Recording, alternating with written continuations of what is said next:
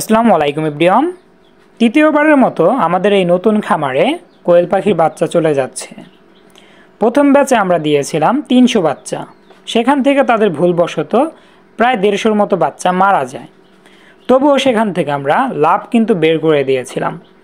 যেহেতু আমার ডিলারশিপ নিয়ে পূর্ব পরিকল্পনা আছে এবং ফিউচারে অনেক কিছু করার পরিকল্পনা আছে, সেজন্যই মূলত আমাদের খামারিগুলোকে টিকিয়ে রাখা আমার মূল উদ্দেশ্য। আমি লাভ না করেও তাদের কিন্তু লাভ বের করে দেওয়ার চেষ্টা করি, যেন তারা টিকে থাকতে পারে বা বড় খামারি হিসেবে নিজেকে গড়ে তুলতে পারে।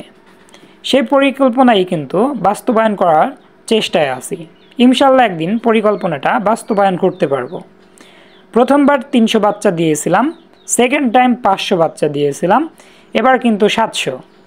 আর নেক্সট টার্গেট কমপক্ষে 1000 বা 1000 পাখির বাচ্চা। এই পাখিগুলো আমাদের থেকে নিয়েছে এবং কি আমাদের 30 দিন পর্যন্ত লালন পালন করে রেডি করে দেবে খামারি। আর এর আগে যদি আমাদের অর্ডার হয়ে যায়, আমরা 10 থেকে 12 দিনের পাখিও নিয়ে যেতে পারি ইনশাআল্লাহ।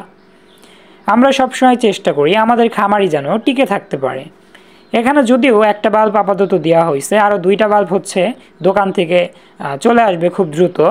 মানে আমি এসে দেখলাম একটা বাল্ব এখানে আছে, পরবর্তীতে আরও 200 ওয়াটের 2টা বাল্ব আনার জন্য আমি বলে দিলাম। সবাই আমাদের খামারিদের জন্য দোয়া করবেন এবং ডিলারশিপ হিসেবে যেন আমি ভালো কিছু করতে পারি ফিউচারে, সবাই দোয়া করবেন। ধন্যবাদ সবাইকে।